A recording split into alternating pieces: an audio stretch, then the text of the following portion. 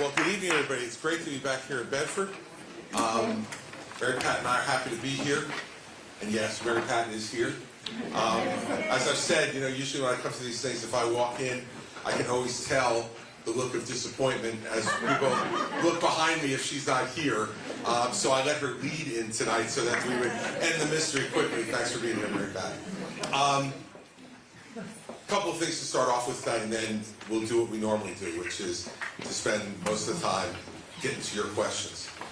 Because that's the most important thing for me, is to hear what's on your mind and have me answer what you're thinking about.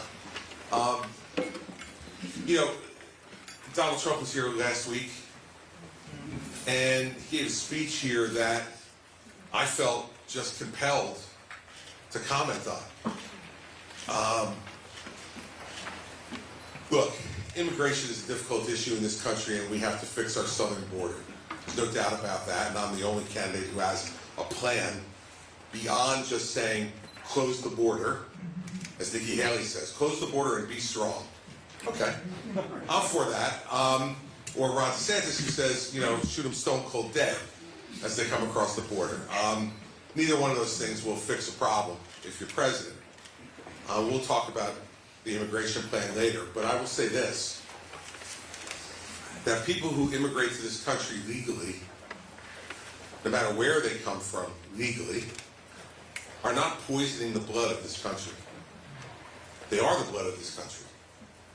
Every one of us came from someplace else,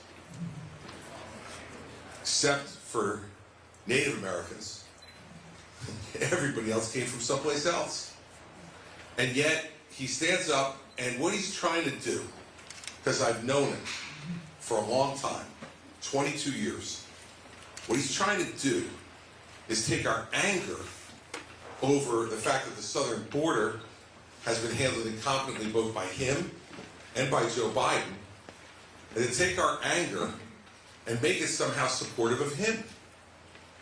Now, let's remember, this is the guy who said 8 years ago, because you were here, many of you I'm sure, and I was here, that he was going to build a big, beautiful wall across the entire border of the United States and Mexico, and Mexico was going to pay for it, right? And here we are sitting here 8 years later, and he built 52 miles of wall in his 4 years, which means, just in case you don't want to do the math yourself, he only needs another 110 years as president at that pace to complete the entire wall. And Mexico hasn't paid the first peso. And he came up here to New Hampshire a couple months ago and said, well, how would anybody believe that I would get another country to pay for a wall that's in our country? I'm like, I don't know, because you said it about 4,000 times in 2016 that we thought that you actually meant it. We have to fix these problems, but he's trying to get you to be distracted from his failure by blaming these people. And notice what he said. He said, immigrants from South America, Asia, and Africa. All people who look different than him. Didn't say Europe, did he? Didn't mention Europe. Look, as I said, I've known him for a long time. And remember that this is a guy who came here and campaigned in 2016 and, got the endorsement pretty early on. You got a seat up here, brother. Come on. There's an empty seat right here. Come on. Come on up. Stand. There's one right there. Good to see you. Early on in that campaign, you may remember, he got the endorsement of David Duke, the former head of the Ku Klux Klan. And it took him more than a day to announce that he was rejecting that endorsement. Think about that. Why did it take him that long? After that, I asked him that question. I said, why did it take you that long? He said to me, well, those people vote too. Think about the cynicism of that statement. And think about how you put that in the context of that speech he gave. This is not accidental. This is not a slip of the tongue. This is a dog whistle to people who are rightfully angry about illegal immigration at our southern border and trying to paint all immigrants with that brush. It's wrong. And when people ask me, why am I doing this? Why am I running? Beside the fact that I want to be president and I think I'm the best qualified person to be president, I'm fighting for the soul of our country. That language that he used last weekend is not our country. It is not who we are. It's not who we've ever been. And I don't want our country to be represented by someone who would speak that way, representing us every day. And I'll tell you this, he's not the only person that we should be disappointed in. Ron DeSantis was asked about that this weekend. You know what he said? It was a tactical error. Like as if he was following Waze on his car and he tactically made the wrong turn. Right? A tactical error. What's that mean exactly? A tactical error. And Nikki Haley still hasn't answered. Still will not answer. I mean, how hard is this? I got called that night after it happened, and I said, it's awful language, it's completely unacceptable, and it's just another example of why he does not have the character or the fitness to be president of the United States. Is that really in dispute? That someone who would say stuff like that doesn't deserve to be the president?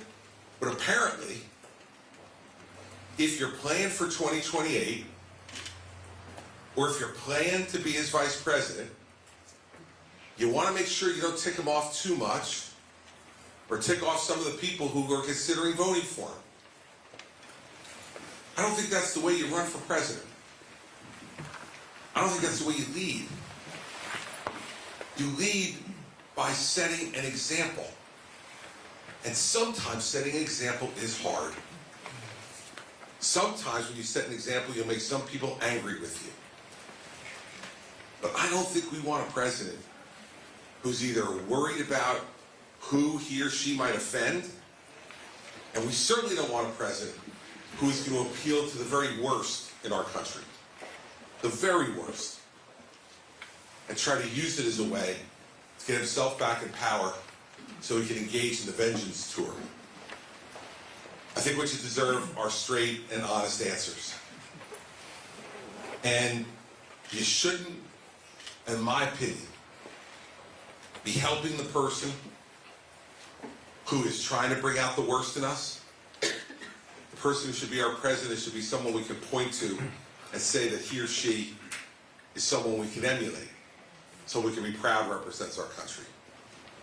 And we certainly shouldn't accept evasive answers because we're trying to be everything to everybody. So let's talk about that for a second too. Can't have one set of answers in Iowa and a different set of answers in New Hampshire. You know, they invented something called the internet. You guys can catch up with that pretty quick when you want to. And so, you know, just this past week, on the issue of abortion, Governor Haley, in the same interview, said, I think this is something states can decide. And then later in the interview said, but I believe there's room for a federal law. Well, I don't know. Which one is it? See, because if you want the states to decide, which is my position, I don't want the federal government involved in this issue, not one bit. Because if they get involved in this issue, they're going to take your right to decide as a citizen of New Hampshire what the law in New Hampshire should be. They will override it. And you know, if it turns out that we have Congress changing as much as it has, you're going to have abortion law in this country be like a seesaw, going up and down, control from whoever's in control, Washington, D.C. I don't want that. I want to be clear. I want to make all of you have the power in your hands. You vote here in New Hampshire as to what you want the law to be about such a difficult, emotional, personal issue. You all decide. For New Hampshire, New Jersey decides for New Jersey. Oklahoma decides for Oklahoma. And if you don't like the law in that state and it's the most important issue to you, then you can move and go to some place where you like the law, or you can fight inside your own state to try to get the law changed. Much easier going to Concord to fight than it is going to Washington, D.C. But I'll be clear, I would not sign any federal ban of any length of time on abortion, because the federal government doesn't belong in it. Now, I'm pro-life. That's what I believe personally. And I govern that way as the governor of New Jersey. But when you're president of the United States, you have to decide, should the federal government be involved in making these decisions for people? And if you watch this Congress, in the House try to pick a speaker, it took them 3 weeks to figure that out. And how about over the Senate side, where they held up 400 military promotions for men and women in our armed services who earned those promotions. They held them up for politics. You want those people deciding the issue of life and what women can do in their own state? Iowa, in front of a conservative audience, being questioned by the head of the evangelical community in Iowa. And she said, yeah, I can sign a 6-week ban. She comes here and she says we have to have compassion and we should let people decide. But there's also room for a federal law. Well, what federal law? When you press her on it, you know what she says? Well, we'd never get 60 votes for any federal law anyway, so why bother talking about it? Look, we don't need a pundit to be president of the United States.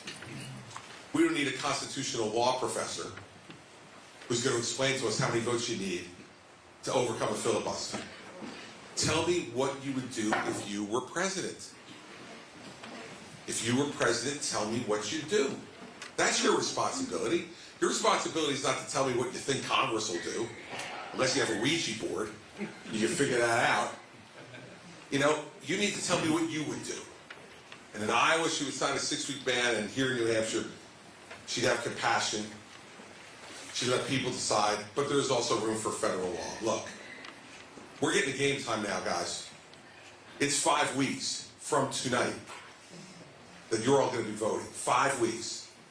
We're going to have a couple intervening moments here called Christmas and New Year's, right? So, you know, we're all going to be rightfully occupied at the end of this week by welcoming, hopefully, our families and our loved ones to celebrate with us, and then bringing in a new year, being with our family and our friends, and I'm going to try to leave you alone as much as possible.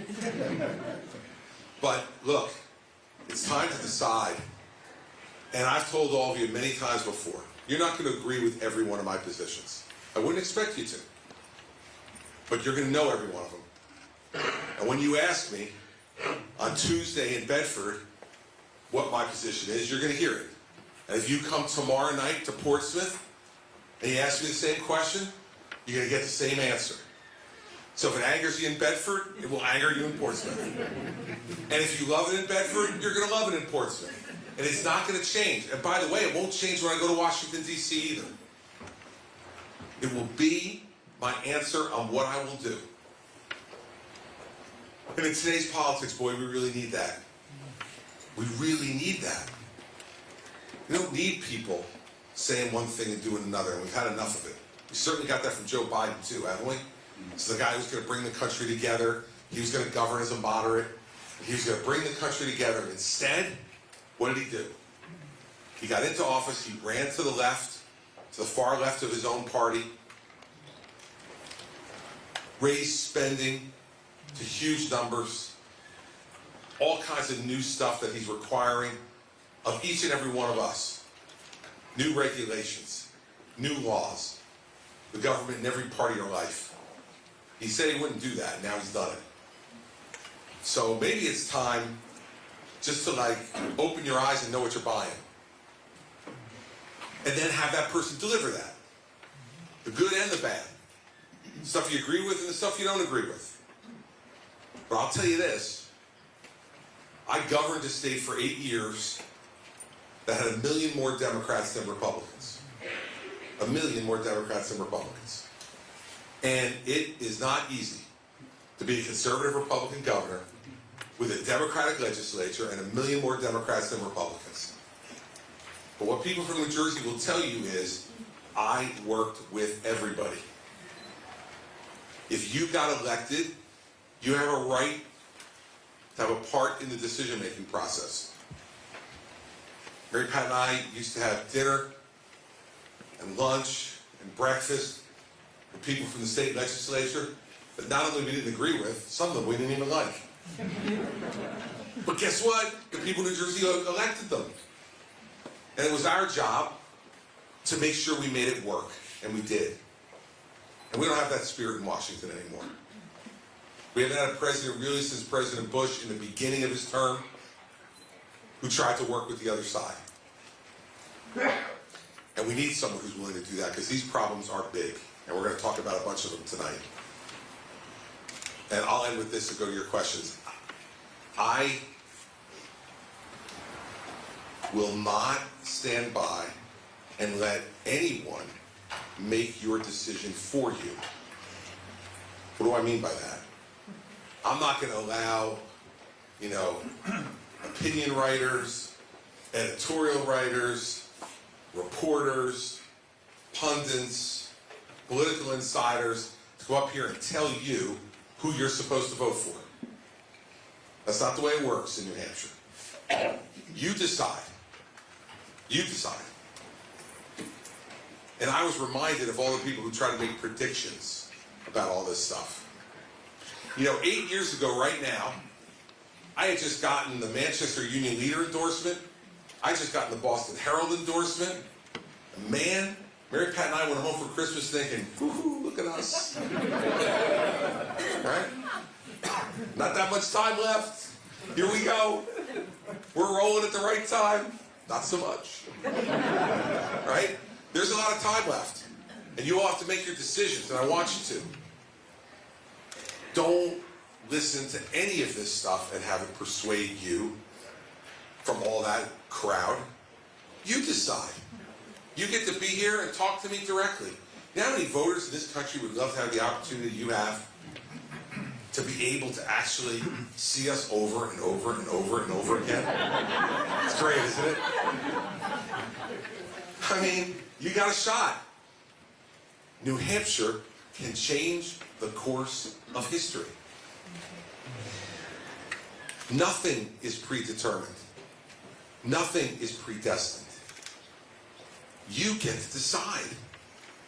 You're the first people who will actually participate in an election. What they have out in Iowa is a caucus. It's not an election. You're first in the nation to vote. And you are going to set the tone. And either you're going to accept the anger and the bitterness and the vindictiveness and the vengeance of the past and perpetuate it for another 4 years, or you're going to say, no, we've had enough, and we want to change. We want a different tone. And that's what I'm going to bring. And that's what I brought to this campaign. Remember something. In the end, if you've decided that you don't want Donald Trump anymore, if you've made that decision in your mind, if you've gone through a process of elimination and decided, yeah, I can't deal with Trump anymore, I'm not doing it, okay? That's step one. Step two is, but who? I want you to remember something. And then I'm going to questions. In the first debate in this campaign, in Milwaukee in August, they asked us a simple question. Would you support a convicted felon for President of the United States? And Nikki raised her hand, and Ron raised his hand, and Vivek raised his hand. I'm not going to do blasphemy on the other people who are now no longer in the race. But let me just remind you, you're looking at the guy who wouldn't raise his hand. And I got booed by a whole bunch of the thousands of people who were in the arena that night because I wouldn't raise my hand. And I dug my heels in and I didn't move. And I haven't moved since. And I'm the only one in this campaign trying to beat Trump. The only one. All the rest of them are jockeying for second place. or vice president, or secretary of state, or 2028, I'm the one who can beat him because I'm the only one who's trying to beat him. And if you want to make sure you don't have Donald Trump again, you got to end it here in New Hampshire. Because if you let it go beyond here, it's going to get much harder. Much harder.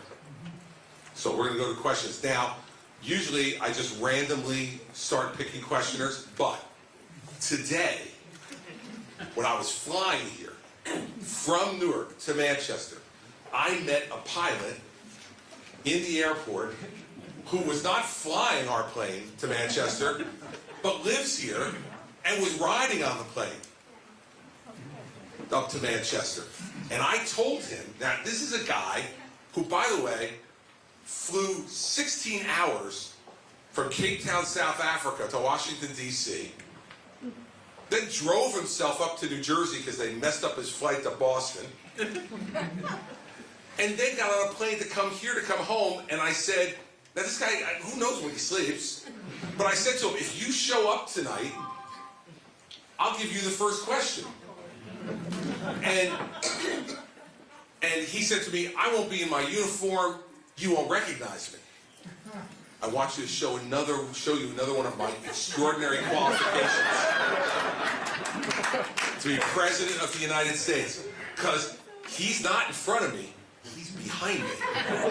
I saw him sitting in the corner over there, and so I'm going to hand him my microphone, and you can have the first question because you showed up.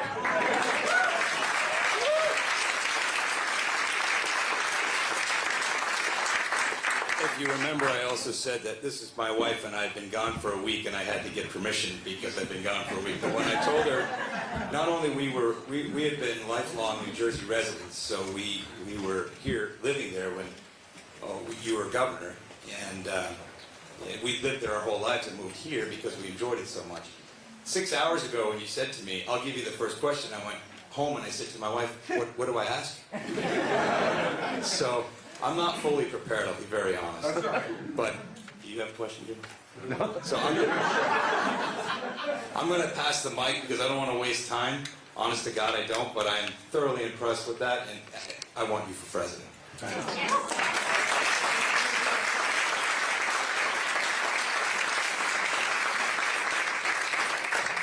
I was going to suggest to him that he could ask something like, why would you be such a great president? But he was having trouble with the question, but that's all right. We'll move on to somebody else. So, all right, I've fulfilled my obligation. And look it, when the guy's got wings and he's flying planes and you're on planes as much as I am, you keep your promises to those guys. So who wants to start? Yes, sir, right back there. And he's going to hand you a microphone. Right behind you. Hi, thanks for coming.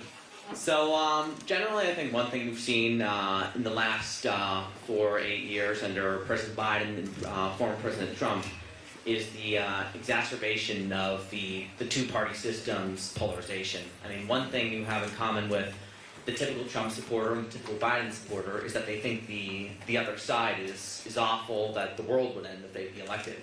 So how as president would you overcome this polarization we've really experienced in recent years and enable bipartisanship? Yeah, the only way to do it is to actually talk to the other side. Some of the best political advice I've ever gotten in my life was from a friend of mine who was going to do an editorial board at the New York Times. And I was young, I was like 2003, I think, just 20 years ago. And I said to him, he was a member of the Bush administration, and I said to him, you're going to the New York Times editorial board? Are you crazy? And he said, no, Chris, I'm not crazy. He said, it's a lot harder to hate up close. And I really think that part of what has led to the polarization that you're talking about, it's only part of it, but part of it is we're so detached from each other. We're on our phones all the time. We're texting. We're tweeting. We're Instaing. Some of us are TikToking. You know, and it's easy to be nasty and angry, right? You sit there, you don't have to look the person in the eye. I read every once in a while some of the comments that are made towards me on the internet. Like, I think, you know, if you actually looked at me and met me, these people wouldn't have the guts to say a tenth of what they say there. I think the same principle applies to our politics. Like, look, I was mentioning in the open that I dealt with the Democratic legislature for 8 years, and it wasn't close. It was 25-15 in the Senate. It was 48-32 in the House. And it was big margins. And so to get something done, you have to create relationships with those folks. And I did. And it's hard work, because you don't fundamentally agree on a lot of different things. But what you do is you start to get to know each other, get to know their families, get to know why they came to Trenton, in my instance, or Washington in the first place. What did they want to accomplish? What motivated them? And then say to them, I want to try to help you achieve some of that. And then as governor or president, to use the power and the authority of your office to try to help them succeed. You know, I think hate is a word that's used much too much in our society right now. I don't hate anybody. There's some people I don't like. But I don't hate anybody. And I think that we've allowed those divisions to become what defines us. And I think only a president can fix that. Only a president can set that example. And the example, the way to set it is, you put it, you know, that the other side is completely evil and having them get elected would be a complete and utter disaster. That's why I never say that this is the most important election of our lifetime. Because it's not. It's really important. But you know why I know it's not the most important election of our lifetime? Because we're going to have another one in 4 years. And another one 4 years after that. And we've had all of them beforehand. We get the opportunity to change when we make a mistake. We get the opportunity to change course if we want to. Or to not, if we think it's going well. What a president needs to do is to set the example, and character is the most important issue in this race. I was raised not to hate anybody. I was raised to think that everyone deserves respect who treats you with respect. And that even for those people who don't treat you with respect, that you shouldn't escalate the issue to make it worse. Just walk away. And let them know, I'll come back as soon as you're going to act respectfully. And I learned this, you know, as governor, that you got two choices you can make as governor. Put touchdowns in the end zone for the people who elected you, or stand in the corner and hold your breath. And I didn't stand in the corner and hold my breath at all in 8 years in New Jersey, and I'm certainly not going to do that as president. And I think it's a lot harder if I take, you know, one of my biggest opponents in the House or the Senate when I'm president and invite him to the White House for lunch or for dinner and sit across from him and start asking them what they want to accomplish. It's going to be a lot harder for them to hate me. A lot harder for them to use those things to divide our country. Some still will, because we elect some bad people sometimes. But in the end, I think the majority of the people that are there because they want to try to help the country. And they need a president who's going to help lead them in that direction. And there's no magic formula to that. It is work. It is spending time and doing the things that you need to do to let them not vilify you. And it's not only just the one-on-one, it's what you say publicly, too. You can't be in a private room with them and say, you know, all these nice things, and then in public go out there and say they're worthless. That ends the relationship fairly quickly. But also, we live in a democracy, and the founders set it up to be an argument. Different branches of government. Checks and balances. So they wanted us to have an argument, but they wanted us to argue to get to a result, not just to argue for the sake of arguing. And so, you know, I had a great relationship with the guy who was the Senate president in my state for only 8 years, a guy named Steve Sweeney, who was the head of the Iron Workers Union in New Jersey. So another shy and retiring guy like me. And we made a deal right in the beginning that we would try to get things done together. And I put touchdowns in the end zone because that was the code word we used with each other, the code phrase. If one of us was going off the rails a little bit, say, no, I'm banging on the table, no, I won't do this, the other would say, we're going to put a touchdown in the end zone, or aren't we? And it was our code to each other to get ourselves back on the rails. And it wasn't always perfect. You know, I remember going to the bottom of my driveway one Sunday morning and picking up the biggest newspaper in the state And the headline on the front page was Sweeney : I want to punch Christie in the head. That was a more down moment in our relationship, but, you know, a couple of days later we spoke to each other, we had it out, and we were back on track. I'm going to act the same way as president, and I think that's the way to get us back to it. It's taken us a while to get here. I will not change it overnight, but I will start trying to change it as soon as I take my hand off the Bible from taking the oath on January 20th of 2025. And I'll give you my very best effort every day to do that, and I will set an example that you can be proud of if you vote for me. And that's the way I'll try to do it. Thanks.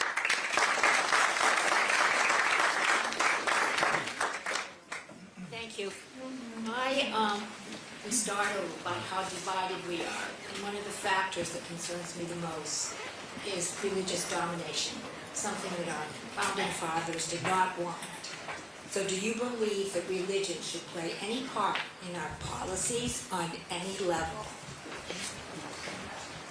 No, no one religion should play a part in anything. But I have to tell you that I pray, and that my religious beliefs help to guide the kind of person I am. But no particular religion or religious beliefs is our religion in this country. And the founders made that really clear right at the beginning. No establishment of a religion. No Church of England. Right? They had lived it and understood that they wanted to have a country of multiple faiths. A country where people could worship God in the way they saw fit. And, you know, everybody who worships has a right to speak. And they have a right to have their voices heard in our political debate. No one should be excluded from that. But everybody should be respected. That's why when Donald Trump said he was going to have a Muslim ban in this country, I said no. Because I know from being appointed U.S. Attorney in New Jersey, the most ethnically diverse state in the country, on September 10th, 2001, that what happened the next day was not motivated by a religion. It was motivated by awful, evil people who also happened to be Muslims. And if you look at the history of any religion, you're going to have people who used that religion to accumulate power, to demean others, and to control things. That's not what we want in this country. And so to me, I'm proud of the fact that I'm a Catholic, and we sent our children to Catholic school, and we believe in our faith, but it's our faith. And when I watch what's going on in this country right now, to Jewish folks, it's outrageous. The anti-Semitism that's being acted upon. I mean, I saw pictures from yesterday in Penn Station and Grand Central Station in New York City with Hamas protests where, you know, everybody from the Anonymous, a guy who, you know, took out of his backpack an Israeli flag that he had and draped it around his shoulders to show solidarity with them, and he was being brutally abused, to even someone like Alec Baldwin, who probably every once in a while deserves to be screamed at, but he was there and they were demanding that he denounce Israel, and he wouldn't, and they were screaming and yelling and pushing and shoving him, and the police had to intervene to get him out of Grand Central Station. I mean, that type of intolerance in our country has to be unacceptable to everyone, no matter who you are, no matter what your faith is. And so I agree with you completely. There cannot be any religion that dominates what goes on in our country. Everyone's religion should be a religion that is freely practiced by anyone who wants to practice it. And that we should not be discriminating against anyone on the basis of their religion, and nor should any religion, whether it's, you know, followed by a large number of people or not, become the dominant religion for the government. The government should be devoid of organized religion, but remembering that on our money we say in God we trust, in the Pledge of Allegiance, we say one nation under God. I don't believe that America is here by accident. And so I think faith in God, if you have it, is an important part of guiding you morally. But it should be your guidance morally. My guidance shouldn't be yours. And that's the way I feel about it. But thank you for asking. All right. Yes, you. Let's go. Thank you, Governor. Thank you so much for the front row seat. Greatly appreciate it. You've been to a lot of town halls, James, so you start to get front row. Thank you. So about an hour ago, the Colorado Supreme Court ruled that President Trump was ineligible from being president under the insurrection clause. I was just wondering if you would agree with this ruling. Thank you so much. Thanks, Quinn. Well, this came out about, let's say we've been here about 20 minutes, so half an hour ago. It's a 213-page opinion. It came out while I was in the car. I started trying to read it. Didn't get very far. But let me just say, so I can't comment on the opinion itself, because I want to read it first. But what I will say is this. I do not believe Donald Trump should be prevented from being President of the United States by any court.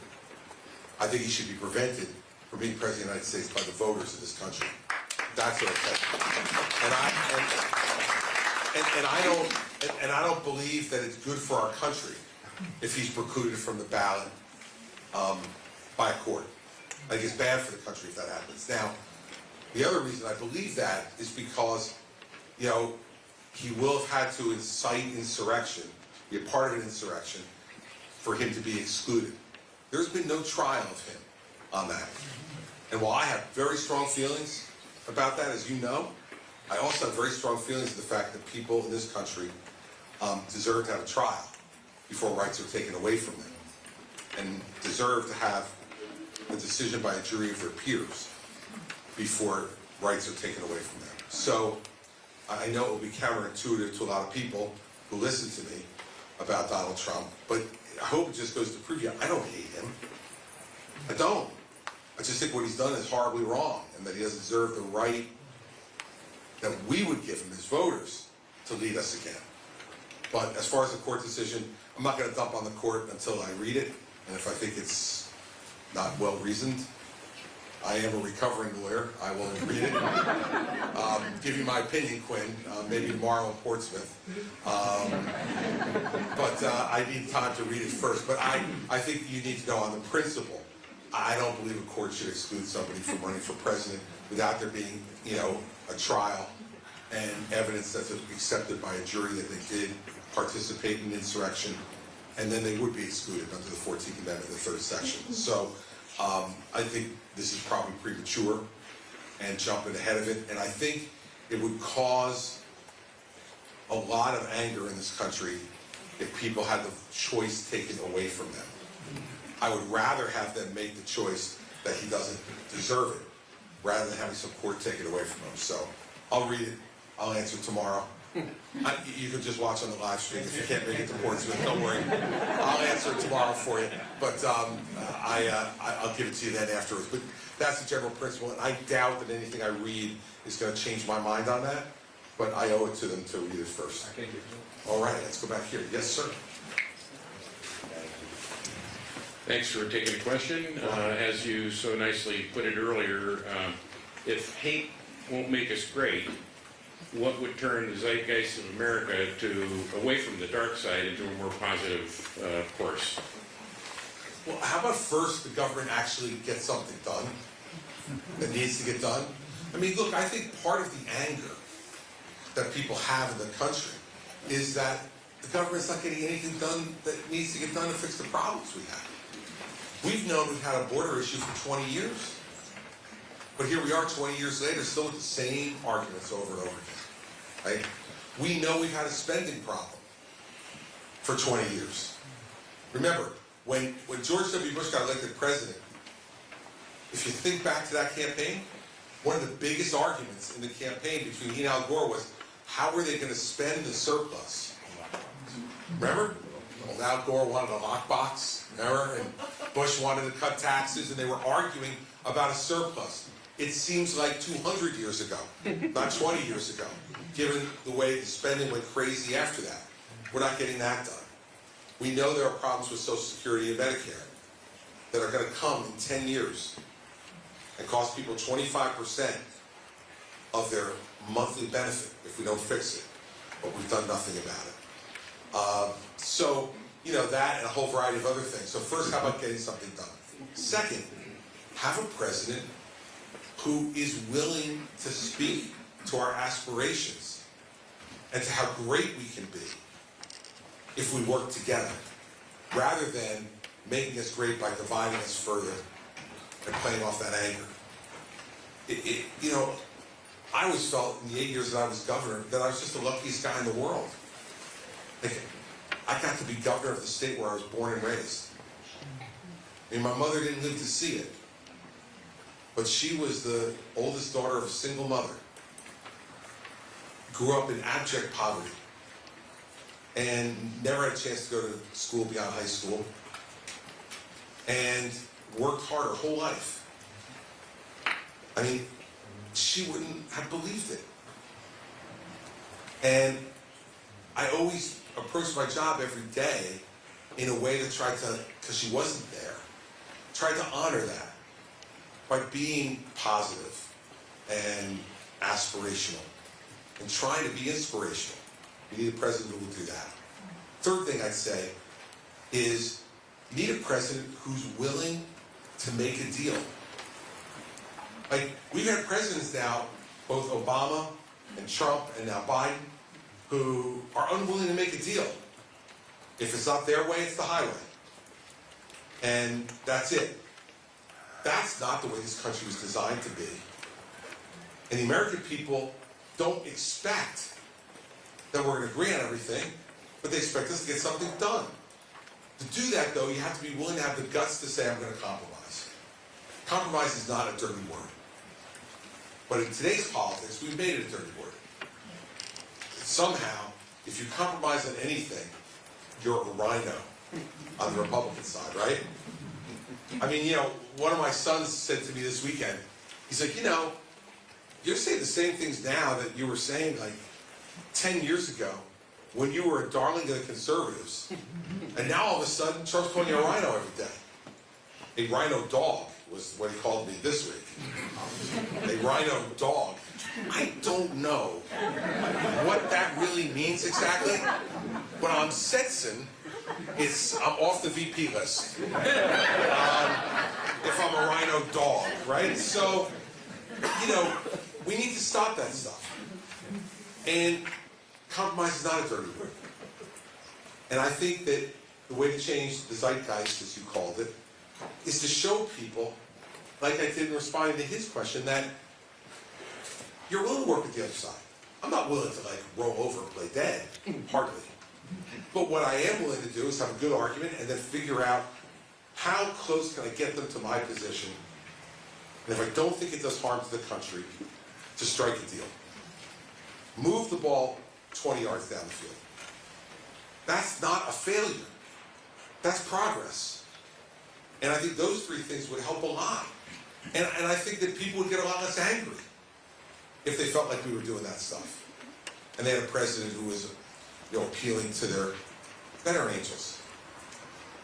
I see your hat, and you serve this country. And I suspect you didn't serve it as a Republican or a Democrat. You served it as an American.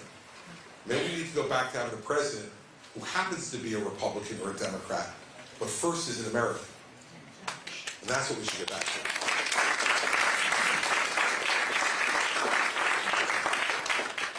He's coming around behind him.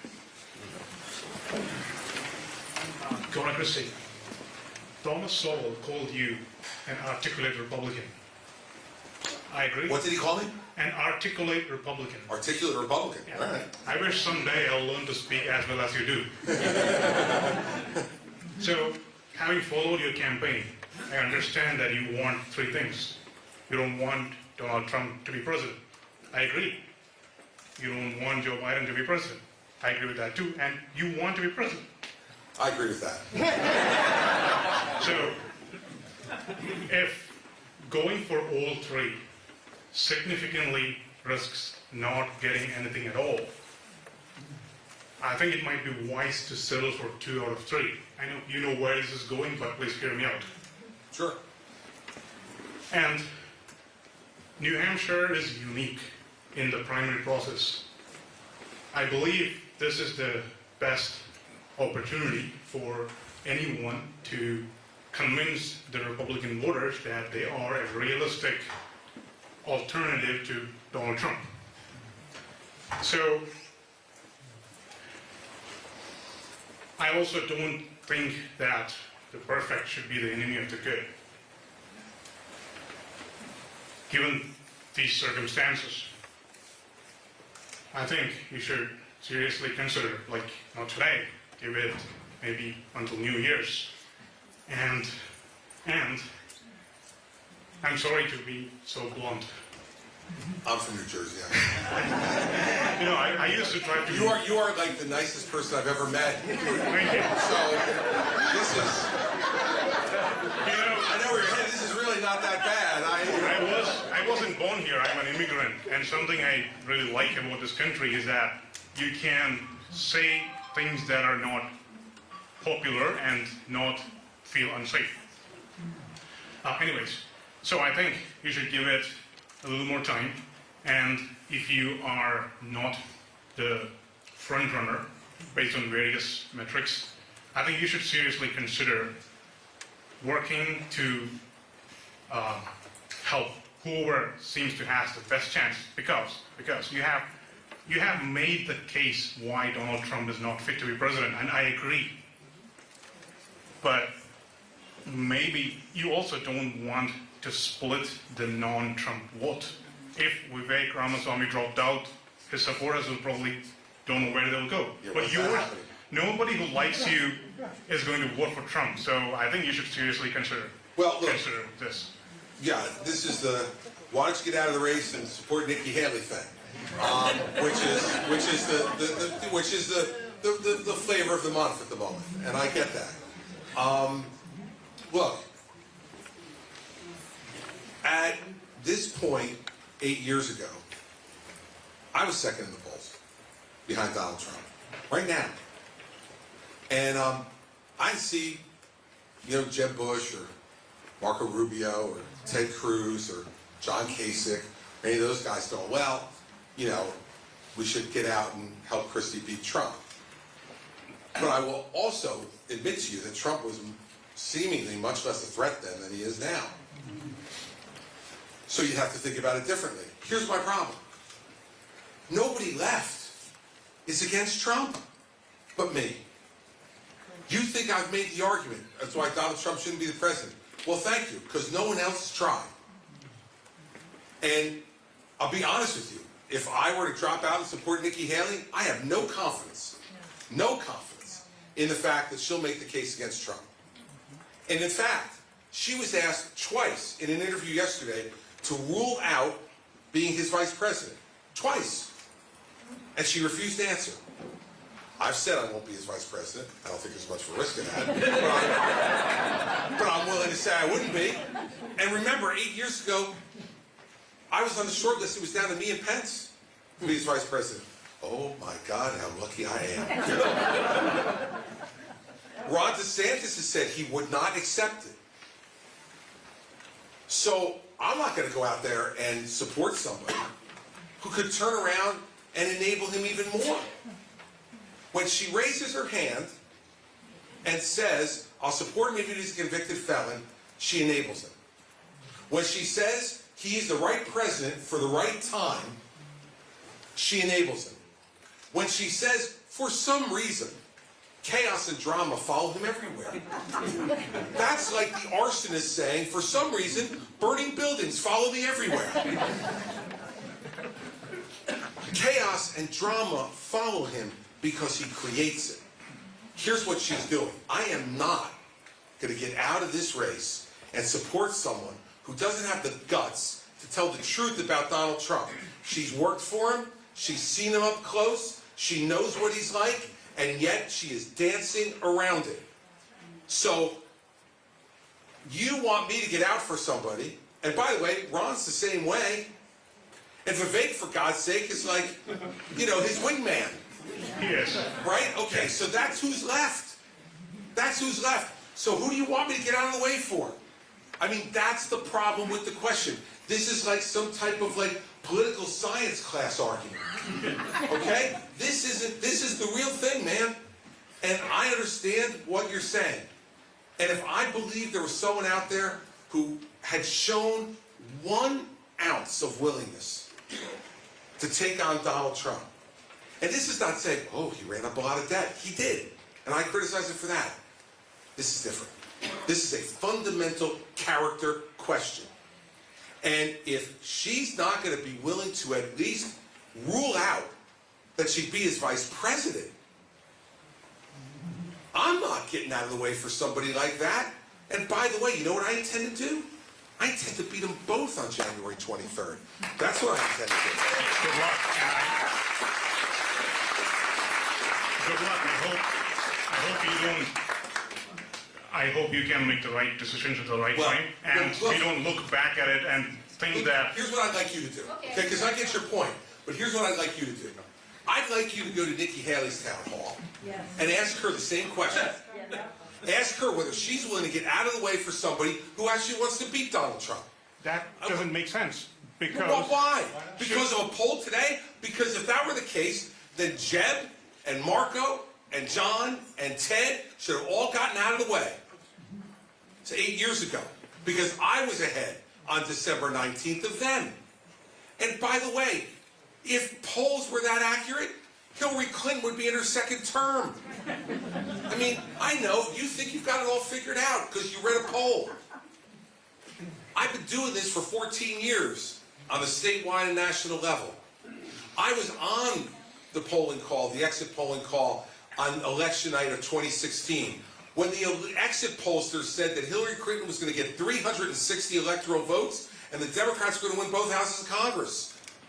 That wasn't like a poll 5 weeks before an election. That was a poll of people walking out and telling these people who they voted for. They don't, and people lie. Let me fill you in. People lie to pollsters. And people change their minds. How about this? I saw a poll that I was getting beaten up over a couple of months ago in New Hampshire that said 60% of New Hampshire Republicans said they would never vote for me. Never. Then they did another poll the next month. It was down to 47% of New Hampshire voters said they would never vote for me. I guess it wasn't really never. Because for 20% of the never, they went, oh, okay, I might vote for him now. I mean, that's why making these decisions based on polls is silliness. And it diminishes our electoral process to like reading the daily racing form. It's not that. How about we decide this? Who do we want to be president? And go out and try to make that person the president. Not worry about who's ahead today. And decide, well, I should just leave. Well, by the way, based on that, we should all leave. All of us. Because he's 20 points ahead of everybody, according to the polls. So I might as well all get the hell out. It doesn't make any sense. And by the way, I will also use the very polls that you're being a slave to prove this to you. In the last New Hampshire poll, 15% of my voters said if I dropped out, they'd vote for Trump. Go make sense of that for a second. Just 15. Well, how could there be anybody? After everything I've said about Donald Trump for the last 7 months, but they go, I vote for him. Right? And then they say, I say, oh, I'm sorry, I'm out. They go, oh, Trump's my guy. What? How do you vote for me? And then go, but if he's not here, I'll vote for Trump. 15%. There should be 0. That should be an easy decision to make. But my point to you is, the way like you're doing the math, oh, well, if Christie dropped out, all of his voters would go to Haley. And then she would be within like 8 points of Trump. And wouldn't that be great? Yes. No, she still loses. And by the way, not all of my voters are going to her. Because a lot of the people who are voting for me because I've had the guts to stand up to them, guts that she's been unwilling to show from day one of this campaign.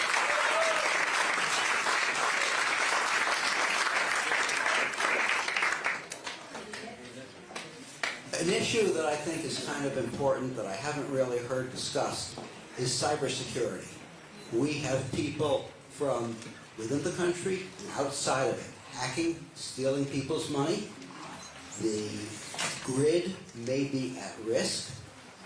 Other institutions, other businesses may be at risk. As president, what can you do about this, and especially what can you do about the foreign bad actors? Well, let me tell you, the grid is at risk. And the grid is at risk because we haven't modernized it. We haven't modernized it from an operational perspective. So forget anybody even trying to hack into it.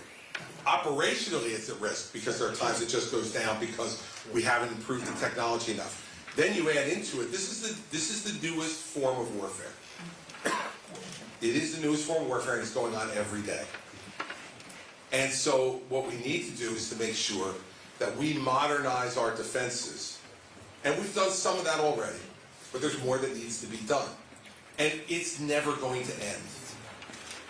So we need to be okay with the fact that every time we put up a new defense, there's going to be some smart person in China or Russia or North Korea or Iran who are going to try to figure out their way around that defense. And we have to invest the money and the time and encourage the people who have this expertise inside the country to continue to do that.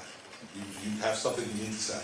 Yeah, some of these bad actors abroad are being supported and even pushed by their governments. Of course, there are government bad actors, and then there are terrorist bad actors that are being sponsored by countries. Look, you know that every day China is, let's use them as an example. China is hacking in every day, both through their military and through civilian efforts that are sponsored and paid for by the Communist Party of China. Every day. And every day we're here playing defense. And by the way, you know what the other dirty secret is? We're doing it too. Okay? Because the best way to respond to a cyber attack is a counter cyber attack. Like, we don't want to launch a missile necessarily in response to a cyber attack. We want to show them we have the same capability too. So my point to you is that this is a new form of warfare. The thing that makes it different is that it has even greater possibility of affecting everyday Americans. And you alluded to that about money being stolen and personal information being stolen that can compromise your ability to do anything in your life. I mean, I had my identity stolen, along with a whole bunch of other public people. I'll never forget the night I was actually having dinner with Mitt Romney. No joke. And Mary Pat's calling me on my cell phone. She knows I'm in dinner with Mitt Romney. I'm like, what is she doing calling me? Like, I'm in dinner with Mitt, I don't want to be interrupted. She called like the 5th time, and I'm like, Mitt, there must be something going on, I gotta take this call. So I stepped away from the table, and she said to me, something crazy's going on here. Random people are calling our home phone and asking if it's really you, and saying they've got your personal information, and that it's out there. And so I called the state police, because I was still governor at the time, and they say to me, oh yeah, your social security number, bank account numbers, all this stuff I put on the internet. And wait, so don't step on the punchline. 37 years, right? You would think she would know not to step on the punchline. So I come back to the table and I tell Romney, hey, you won't believe this. They stole my identity. There's my stuff out there all along. And then one of my troopers comes walking over to the table and he goes, by the way, all of Mr. Romney's information is out there also. So I go, Nick, bad news. Because you say, oh, Chris, that's terrible. You know, like, it is, yes, but it's worse for you because you got a hell of a lot more money than I do, pal. So there's a lot more risk for you. Like, I've lived this. And I mean, I was the sitting governor. I had to go through 3 meetings in person with the Social Security Administration for them to give me a new Social Security number. Me. I'm like, look, I swear I'm not trying to get out of anything, you know. I'm sitting right here on TV every day. Like, so it's different type of warfare because it has the ability to impact individual Americans significantly every day, even more than traditional warfare does. in the history of our country. So the next president has to understand how to continue to raise our defenses and our offensive capability to try to deter the bad actors from doing it, because they'll think we can do it better than them, and maybe they have more to lose than we will. But secondly, remember the other new thing that's on the horizon here, and already here really, is artificial intelligence. And so it doesn't even necessarily have to be human beings anymore who are doing it themselves. It can be artificial intelligence at their direction, their initiative, at their funding that can do this as well. So we have a lot of challenges in this. And one of the best conversations I had in the last 4 months was with Henry Kissinger before he died. I was at his office talking to him about the threats in the world. And, you know, he was just getting ready to put out a book on artificial intelligence. Now, like, imagine, right? He was 100 years old. And he's like writing a new book on artificial intelligence. And I said to him, Dr. Kissinger, what made you do this? And in that, you know, absolutely recognizable voice of his, he took a sip of tea from his teacup and he looked at me and goes, because it scared the crap out of me. So it scared the crap out of him, so he decided I might as well look into this and write a book. So I think everybody is well aware of this. I think the problem that's being less addressed is the underlying problems of the grid, not the tech problems, but the underlying reliability problems of the grid in this country. And we need to spend the infrastructure money that Congress appropriated, but Secretary Pete Buttigieg seems to be just taking his sweet old time and getting this money out there to help improve the reliability of the grid all over the country. But it's an important issue, and we're going to need to use AI to be our beneficiary here. And we're ahead of the rest of the world on artificial intelligence. We got to stay ahead of the rest of the world on that. So it's a really important issue, and I'm glad you brought it up. Yes, ma'am, right here. Thank you. The other night, I was fortunate enough to ask you a question in regards to the AI. It was hoping that America could be the kind of place that I would like it to be, with somebody of your background and your integrity. There's a thing called integrity when no one's looking. So that being said, there's a theorem. In between 2 points, there's always another point. And so we have this viral action right now between every country fighting each other with the cyber actions. And I understand that our country's borders and our country's integrity is needing to have some type of cyber control.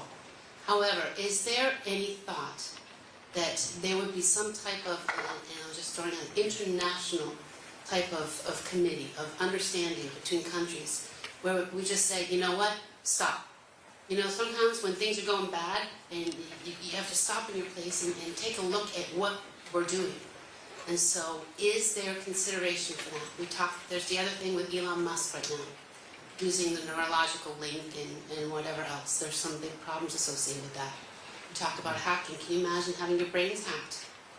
So, that being said, what are your thoughts on that? Thank you.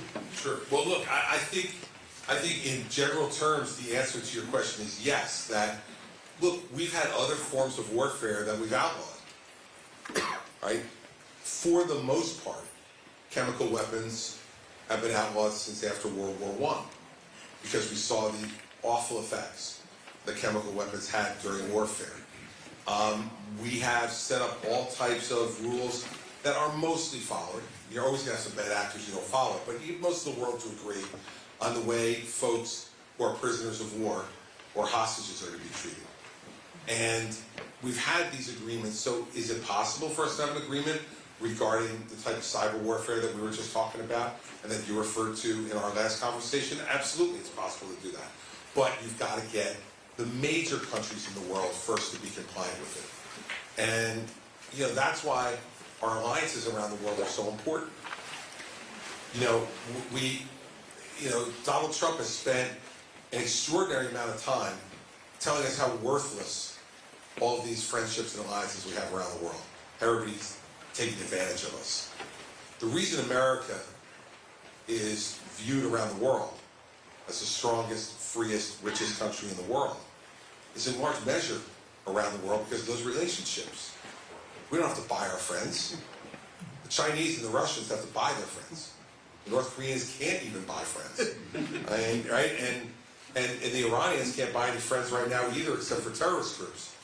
So part of what we need to do is to renew those relationships in a way that's meaningful. And then you can start to have these kind of productive conversations where if you get 60 or 70% of the world to say, here are the rules, and everyone's going to follow those rules, and we're going to enforce them on each other, that's something that is certainly worth consideration to doing, as we've done with other types of weapon systems. And look, cyber warfare is a weapon system.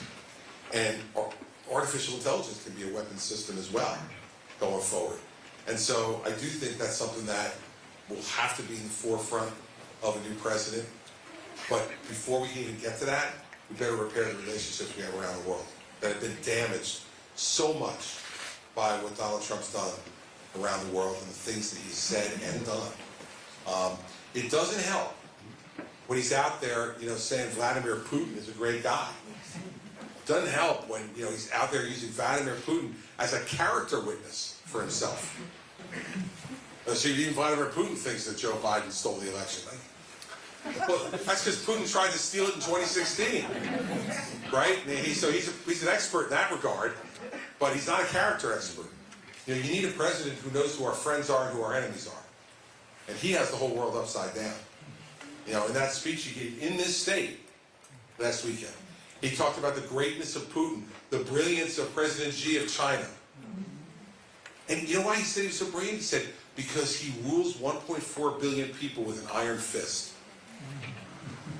Really? Like, that's what we're supposed to admire? I mean, I can't believe that in the live free or die state, you all would vote for a guy who thinks that the head of the Chinese Communist Party is a great guy because he dominates 1.4 billion people with an iron fist. That seems to me, I'm simple, it seems to me that's contrary to live free or die. And so, we've got to put those relationships back together and identify publicly, consistently, who the bad actors are. And then go to them and say, do you want to continue to be bad actors? Or do you want to try to make sure that you're protected from the rest of the world hanging up on you? And I think those are the kind of conversations we need to have. But first, we've got to have with our friends to make sure they're all on the same page. And then we go in a unified way to try to control the bad actors. And it's not only about cyber, but it's also about Iran and its potential to have a nuclear weapon too, which, given what you see Hamas doing and Hezbollah threatening to do, and the Houthis doing, all funded by the Iranians, we don't want them to have nuclear weapons for sure. All right. Yes, sir, in back.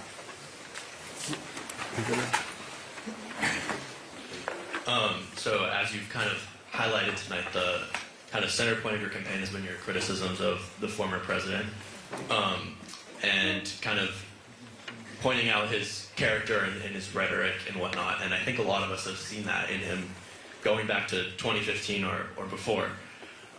Despite that, you were kind of by his side through a lot of his presidency, and you were campaigning for him in 2020. And when you've been asked about this, you've kind of said it was his attempts to overturn the election in January 6th and stuff that kind of made you see him in a new light. But I guess my question is, what made you turn a blind eye to that rhetoric and character through those 4 years, and what made you think he was fit to serve another term in 2020? Because of the choice. I looked at, in 2016, the choice between he and Hillary Clinton. I didn't want Hillary Clinton to be president of the United States. I thought she was fatally flawed, both from a policy perspective and a character perspective. And what I thought and hoped in 2016 was that if a large group of us who knew how to do things the right way surrounded Trump, that we could make him better. It was a hope. It made me understand the phrase and why it's a truism. Hope is not a strategy. And we all tried. A lot of good people. General Mattis, General Kelly, Mike Pompeo, Rex Tillerson, Steve Mnuchin, a whole bunch of really, really good people with great integrity tried to help him because we wanted the country to do well. And, what happened in 2020, from my perspective, was we're now dealing with a guy who I didn't think was competent to hold the office, mentally competent to hold the office, in Joe Biden. And I think we've seen over the course of the last 3 years that he's challenged by the pressures and the time commitments of this job every day. But what broke it for me is what you said. It wasn't even January 6th. January 6th just renewed it even more. It was election night. You know, when he came out at 2:30 in the morning and said the election had been stolen, what I knew, he couldn't possibly know if that were true or not, and that every indication we had was that it wasn't. That when the President of the United States stands behind the seal of the presidency in the East Room of the White House and convinces tens of millions of Americans that the election was stolen, and they believe him because they say, well, he's president, he must know something we don't know. He doesn't. Didn't. And even there was just a new interview that came out this week where the guy who he hired to investigate the supposed election voting machine problems said there were 15 theories and he disproved all of them. And he told Trump that.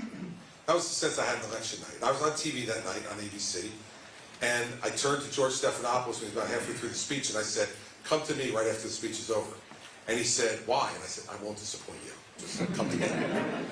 And I slammed him for it and said I could not be supportive of somebody who would do that. And as soon as we went to commercial, my phone rang, and it was Eric Trump. We're all angry with you. Why are you attacking my father? I said, because what he just did is destructive to the country, and I will not stand by and let it happen without speaking out. And the last thing I'll tell you was what I did was a mistake. I thought I could make him better. I turned out to be wrong. And it wasn't the first mistake I made, and it won't be the last one I make. But I'm the one who's willing to stand up now and admit that. You don't hear anybody else admitting it. For God's sake, Kevin McCarthy is like campaigning for a cabinet position and says he supports him after he knifed him in the back and let him get kicked out as speaker. Like, I don't understand these people. How many more things have to happen? So you go like, oh, okay, well, that's enough now. You know, so I admit that the judgment I made about him being able to be better turned out to be wrong. But, you know, beyond that, what I can do is say, I learn from every mistake I made, or at least I try to, and try to make myself better.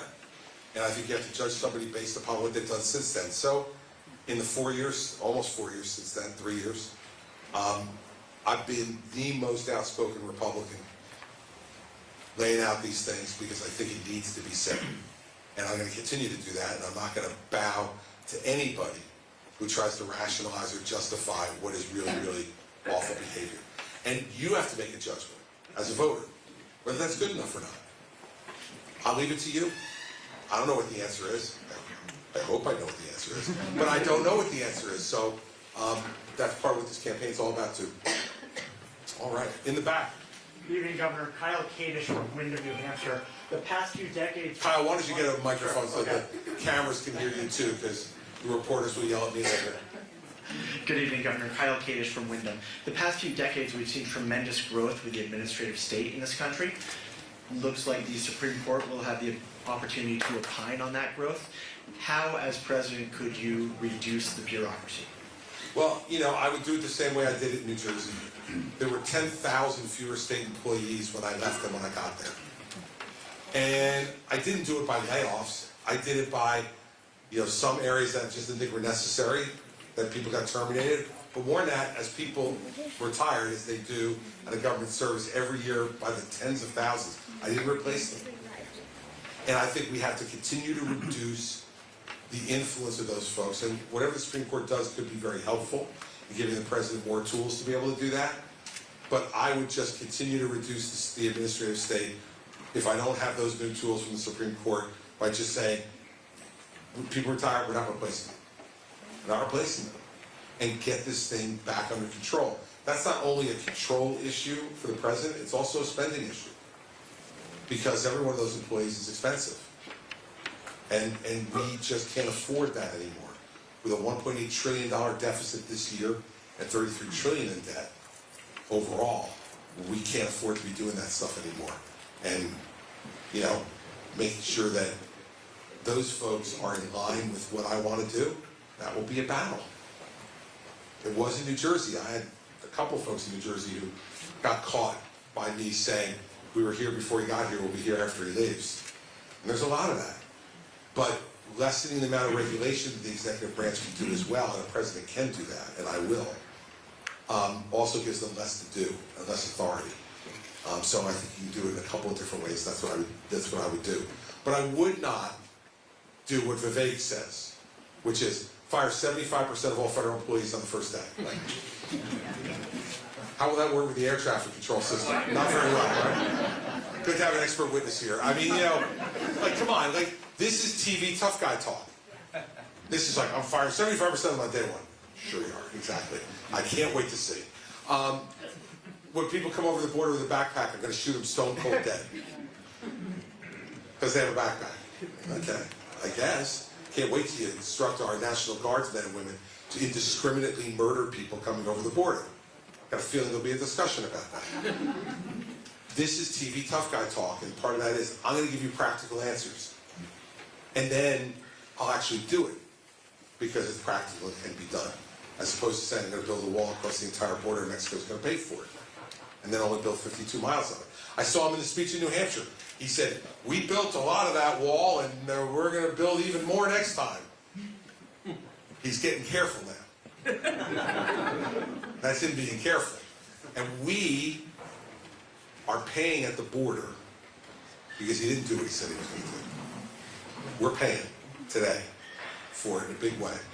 So all these things, I digress just to tell you that I try to make promises very carefully, because the promises that I made in New Jersey were hard to accomplish, and they're going to be even harder to accomplish in Washington.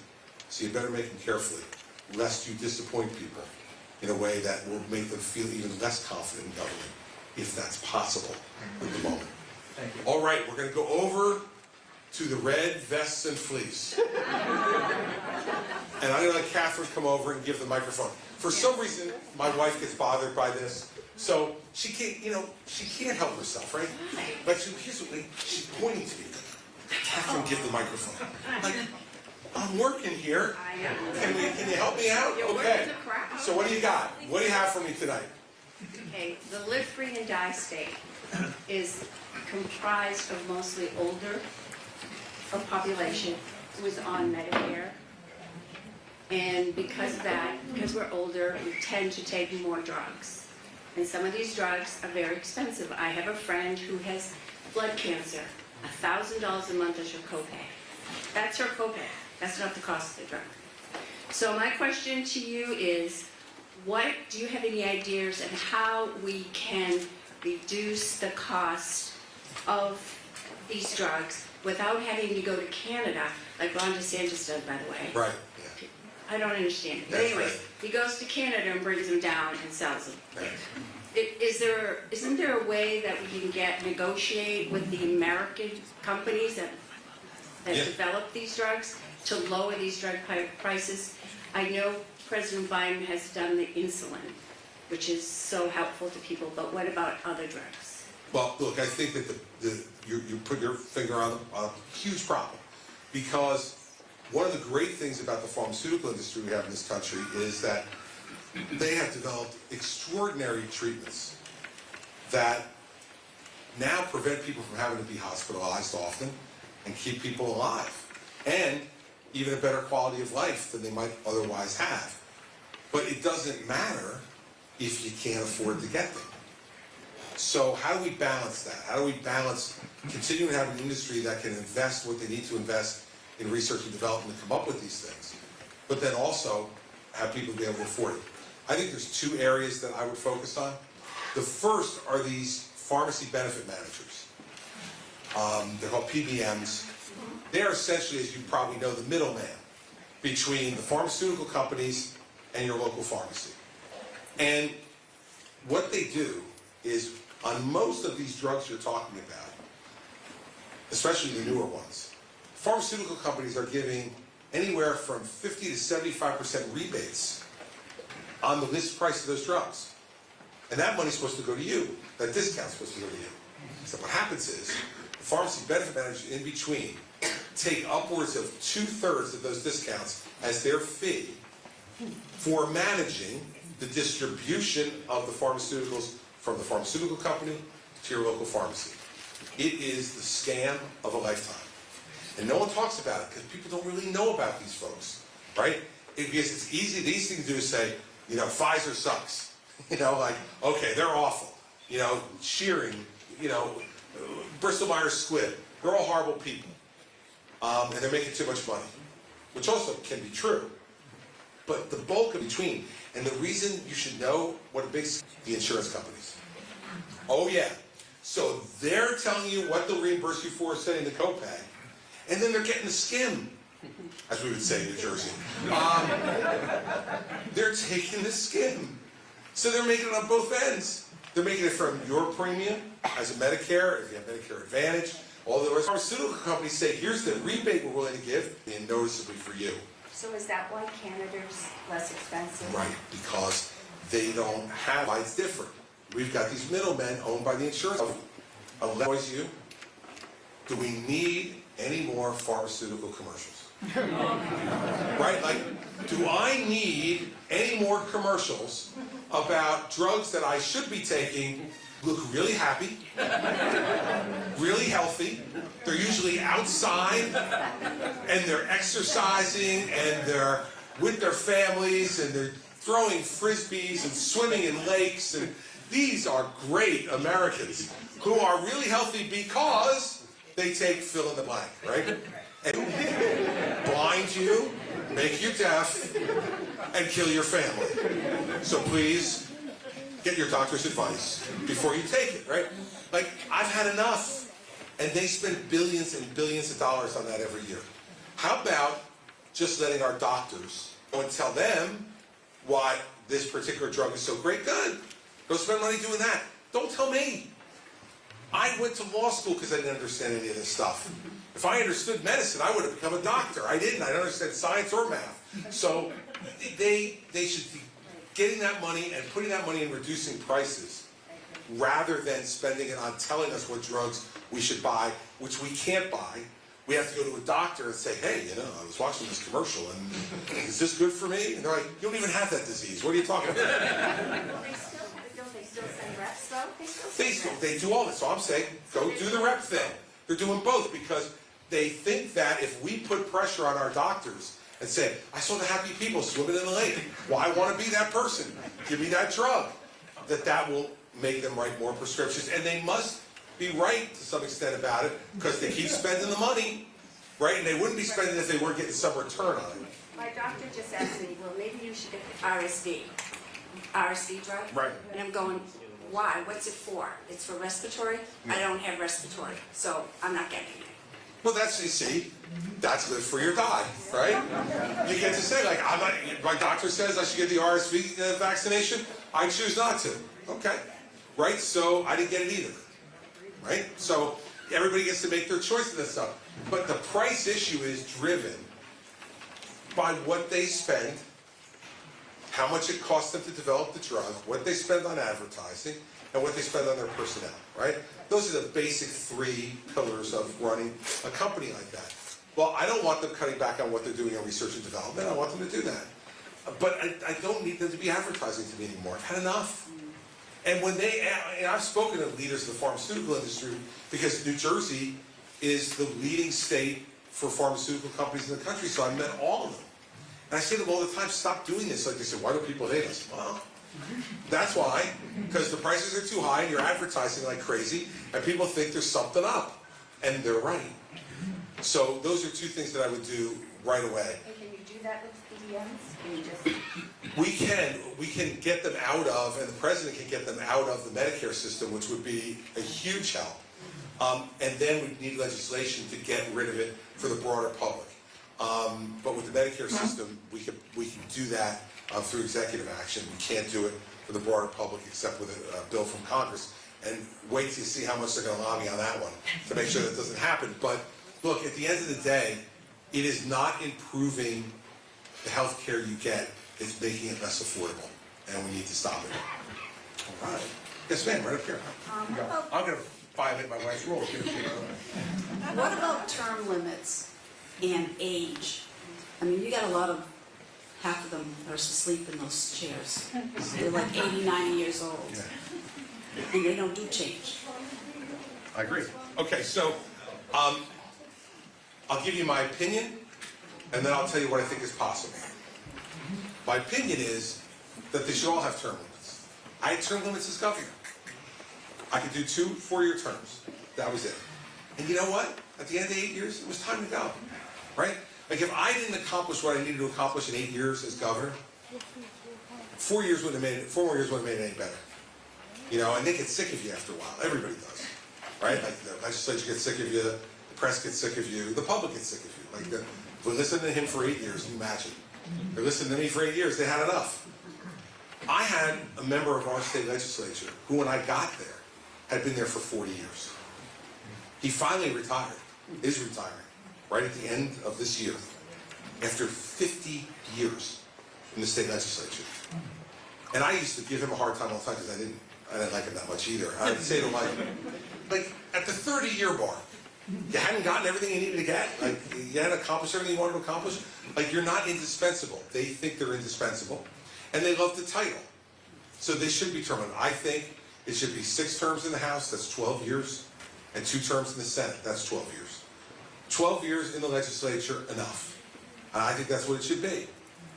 Now, the problem with this is, and I'll get to the age thing in a minute, the problem with it is, they've got to pass it.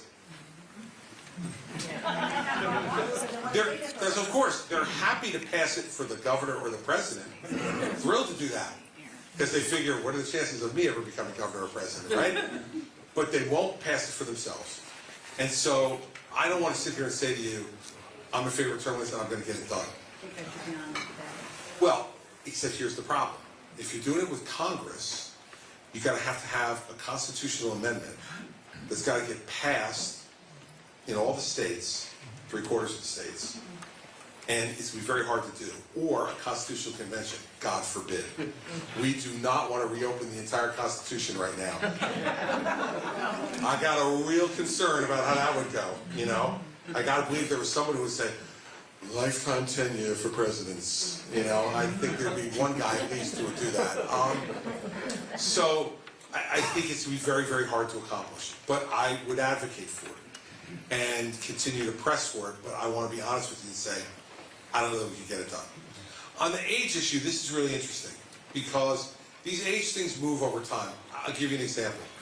In our Constitution in New Jersey, Supreme Court justices and any judge has to retire at 70.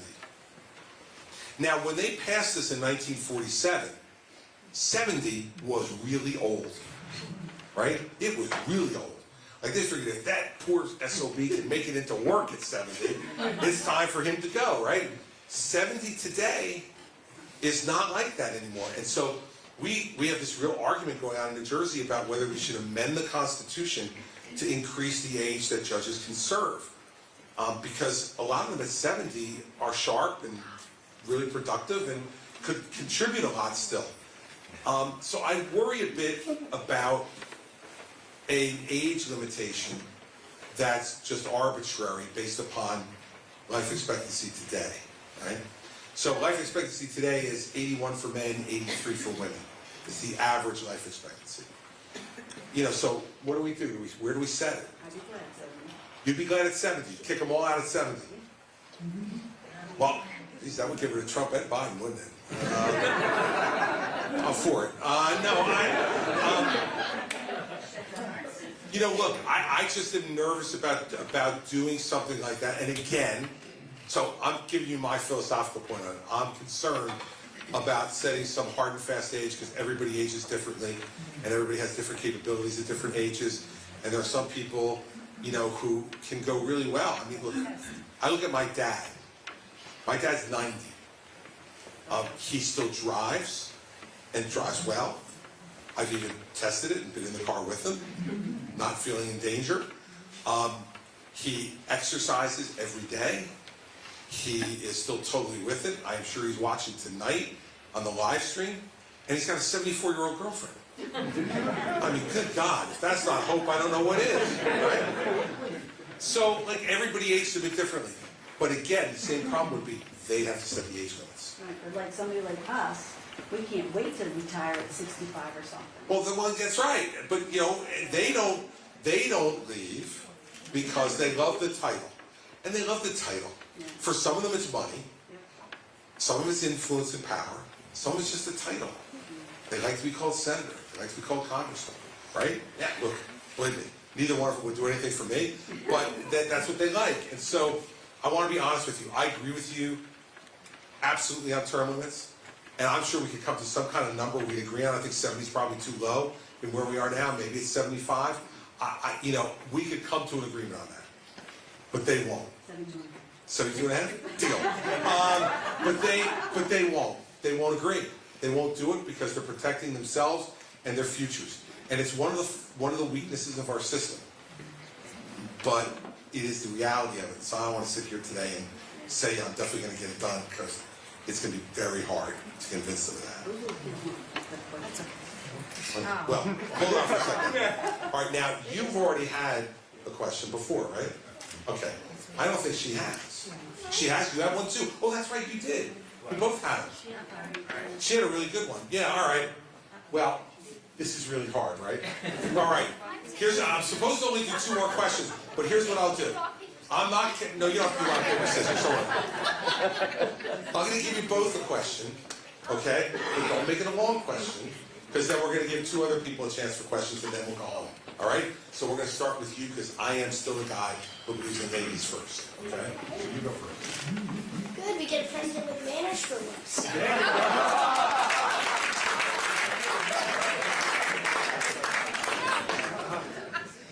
So, I'll get my name. I do. Okay, I expected that. You've done way too many of these to remember. So remind me. Need some water? Oh, I'm good. Okay. My name is Hannah. Hannah. Okay. So, when we were at Ron DeSantis' town hall, he said that everyone should learn their civics. For once, I took his advice. And my dad, well, I can't do the computer thing, but my dad made me these pins so that every time I see, thanks. You got it. Okay. I better? Thanks. Okay, there we go. So my dad made me these so that I could quiz people if they know what the Stars and Stripes were for. And then, of course, I had to tell people to go vote.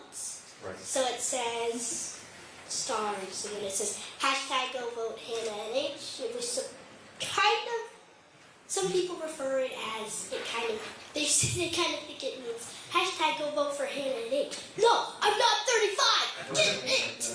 So you just want people to vote? Yes. All right. Finally, somebody understands. There we go. So this is for you. Thank you. Please wear it on the debate stage. You're great. It's going to be interesting. Okay. Okay. But my question is, so for Super Tuesday, I know you probably aren't considering it, but if you did consider it, Yeah. who would you choose to back for Super Tuesday? Me. If Let's I'm say not there, you weren't running right? and you had no idea that this could even happen. Okay. Who would you vote?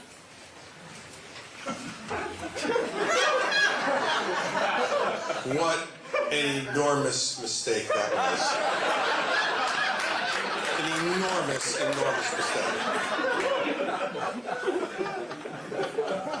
And I'm not holding against you that you went to the DeSantis town hall.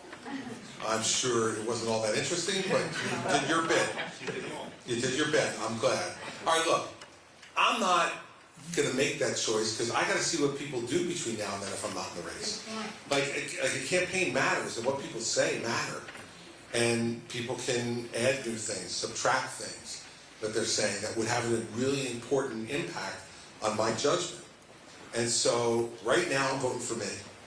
Although I don't live here in New Hampshire, so I can't vote for me until June in New Jersey. So I hope I'm still in the race by then. And I expect I will be.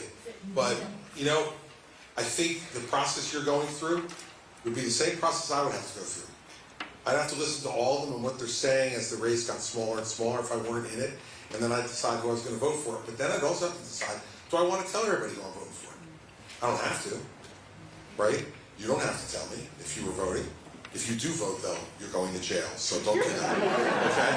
But you gotta also decide if you feel strongly enough about it that you want to tell everybody. And I don't know what the answer to that'll be, so Hannah will have to wait and see. Hopefully I won't have to make that decision. Hopefully I'll be voting for me. All right, Bob. Let's go. This guy had a great question the last time, really good, so the pressure's on you now. So, I was wondering if there should be a constitutional amendment to make sure that someone without prior political experience doesn't become president, at least at a level of a local representative. So, like, because you, Nikki, and Ron are definitely more qualified than Mr. Trump and Vic. So, do you think that there should be a constitutional amendment on that, just to make sure that we have people with prior political experience, we don't have like an outsider like Trump, like trying to recreate the system and like destroy everything? Well, I agree with that emotion in the second half of the question for sure. Look, I wouldn't, and here's why. Because if we required prior political experience, even for president, we wouldn't have had Dwight Eisenhower. We wouldn't have had Ulysses S. Grant. Right? We've had some... Well, you know, I know you maybe have some different opinions about Grant, but I'm going to give you the big book on Grant, which is about 900 pages. We'll get you to read that, and I think you might think better of Grant than you do at the moment. But look, I think that I don't think we should do that. I think we have the ability to prevent people who don't have relevant experience from becoming president. It's called the vote. And we shouldn't vote for people who we don't believe have the requisite experience and character to do these jobs. This is not playtime. And given what's going on in the world right now, we need someone who knows what they're doing. Because the world is in trouble and it's complicated and it's difficult. And you know, running a few golf courses doesn't prepare you to decide what to do with war and peace. Doesn't prepare you to do what you need to do to work with a Congress to try to get things done. So I wouldn't make it a constitutional amendment that you have to have prior political experience, because I know plenty of people with prior political experience who have no business being president either, right? So I think the way we need to do this is we need to discipline it with our vote and not vote for people anymore just because they're a reality TV star. I think that would be a problem. But thank you guys for coming and listening. You're great, both of you. All right, I can do two more. Okay? Hi. Could you talk more about how you would handle the crisis at our southern border and how you would help immigrants who are coming who would do jobs, who want to work, and who are coming for good reasons? Yep, Yeah. absolutely. Look, I'm glad you brought it up. I alluded to it in the opening and was hoping someone would ask, and I'm glad I picked you. Okay, so I would do 5 things. First, on day 1, I would sign an executive order that sends National Guard to the border. Our Customs and Border Patrol officers are overwhelmed by what's going on. Just to make sure you understand the numbers, they are having 200,000 illegal encounters a month for the last 11 months. They are outnumbered, overwhelmed. We need to even up the score there a little bit. And National Guard should be sent down there to do that. And that's what the National Guard is for. It's protecting things inside the country. Don't use the Army, Ron. Don't have the Army invade Mexico. No. We really don't need a war with Mexico at the moment in that way. So that's the first thing. Second thing, I would hire 10,000 new Customs and Border Patrol officers. But that's going to take a year to 15 months to get done by the time you recruit them, train them, and deploy them. So what I would do is do that over the first 15 months, and every time I send another wave of them down, same number of National Guards people come home, so that we could have that requisite number. Third, we would absolutely have to expand our capacity to detain people at the border. Right now we're having 200,000 illegal entry attempts a month. We have 38,000 detention beds. The math doesn't work. I'd double them and get it to 80,000. So that we can detain people appropriately, safely, while we're deciding their asylum claims. Which lead to point number 4, which is right now, if you come to this country claiming political asylum, it takes 4 years to get a hearing. 4 years. And so, what happens? You can't hold somebody for 4 years, so you release them into the country and say, hey, in 4 years, come back here to El Paso, and you're going to have your hearing, to see whether we kick you out of the country or not. There are very few people stupid enough to actually come back if they're risking getting kicked out, so they stay in the country illegally. That's a problem. So what will we do about that problem? Triple the number of immigration judges. If you triple the number of immigration judges, you can take that from 4 years to under a year. And you can detain them for under a year, give them their hearing, keep them there at the border. If their asylum gets approved, they come into the country. If it doesn't, they get sent back. And fifth, we need to fix the immigration system in the way you're talking about. We have 6 million open jobs in this country right now. 6 million in this economy. What that tells me is that those are 6 million jobs that Americans either can't do or don't want to do. We've had this many times in our history. And what have we done? We have ramped up legal immigration for people who have the skills and abilities to do the jobs that are open. So for instance, my great-grandfather came here in 1901 because he was a stonemason in Sicily, and they were building New York City. And they needed masons over here, and a lot of them. So, when he got his ticket to come over here based on merit, he had the skills, they're going to bring him over. My great-grandmother was actually 9 months pregnant when the tickets came for the two of them to come. So he said to her, you go over, I'll go over, you stay here, and then when the baby's born, then you can come over together. My great-grandmother was a very smart woman. She's like, there's no chance I'm going to go to America by yourself, dude. I'm on the boat, I'm going. And as a result, my grandfather was born in the middle of the Atlantic Ocean. She gave birth to my grandfather, and he used to tell me this story, that his proudest day of his life was the day he didn't remember. He got here at 4 days old, and at Ellis Island they made him an American citizen. And he said it was the proudest moment of his life because he was so proud to be an American. The people who are demonizing legal immigration in this country and immigrants, no matter where they come from, are wrong. And we would not be able to build the country that we sit in right now without them. And so I would go to merit-based immigration and let people who have those skills and abilities move to the front of the line. And I would also require every employer to use E-Verify so they know whether the person they're hiring has legal status or they don't. Because some people don't want to break the law and wind up doing it unwittingly, and some people want to take advantage of folks who are here legally, and we don't want either thing to happen. But to get those two things, we're going to have to give the Democrats something. Those are things that Republicans generally want, and Democrats are not in favor of. To get that, we're going to have to give them something. Maybe it's on Dreamers. Maybe it's on Path to Citizenship. I don't know what it's going to be. But what I know is for 20 years, we've said no to all their things. They've said no to all of ours. And so we sit here today with this huge problem. You need a president who's willing to go in there and get it done. And put your political popularity on the line to get it done. Because there will be people, no matter what compromise you strike, who will be angry with you for what you did or didn't do. And you got to be willing as president to put up with that. And, look, we didn't talk about the budget tonight yet, but I mean, when I became governor of New Jersey, I had an $11 billion deficit on a $29 billion budget. And I eliminated 832 programs in my first year. And we balanced the budget without raising taxes. But my popularity went from 55 to 38, because every one of those programs had a constituency. I couldn't worry about that. I had to do what I needed to do. We had to balance the budget. And I didn't want to raise taxes on a state that is so expensive already that we would make it really unaffordable for people.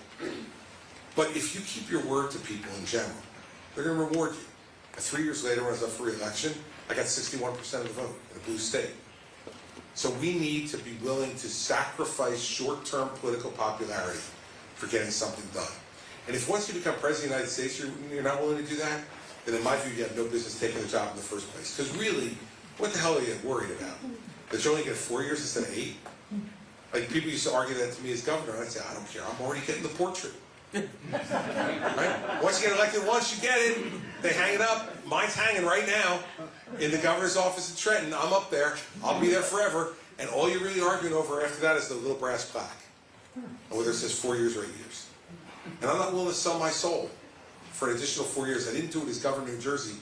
I sure as heck wouldn't do it as president of the United States. So those are the 5 things we need to do. I think they're all accomplished, doable, accomplishable, and not pie-in-the-sky stuff that can get done, and we should get it done. And if we don't, then what's happening at the border is going to continue, and that's a national security threat. As president of the United States, I'm not going to permit that. So I got to do whatever I need to do to get that done to protect the safety and security of the American people. So that's what I would do. All right, last question.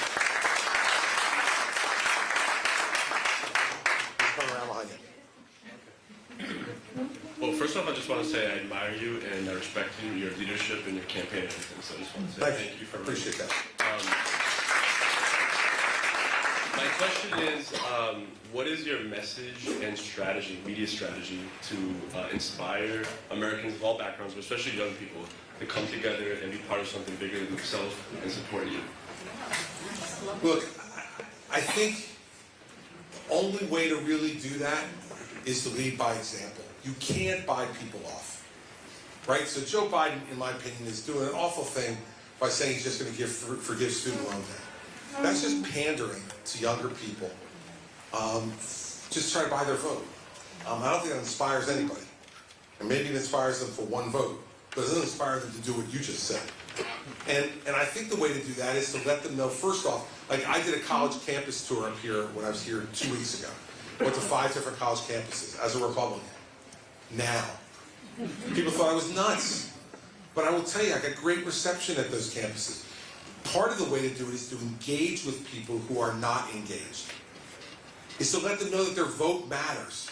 And the best way you can let someone know their vote matters is by asking for it. In person. Showing up and listening to them. Listening to what their concerns are. I called on a guy, I forget which school I was at. He had a MAGA hat on and a t-shirt with Trump's mugshot on it.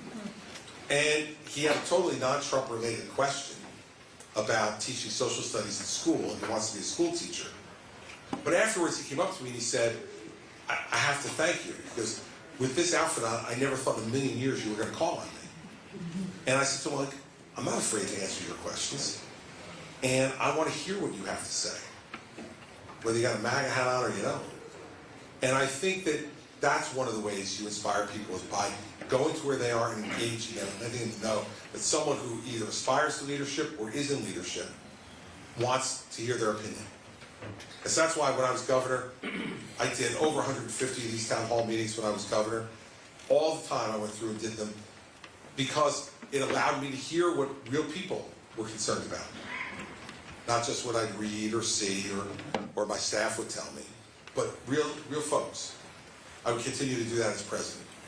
And I think the other thing is you have to show people that leadership and engaging in public life is a worthwhile endeavor. It is a noble calling. And you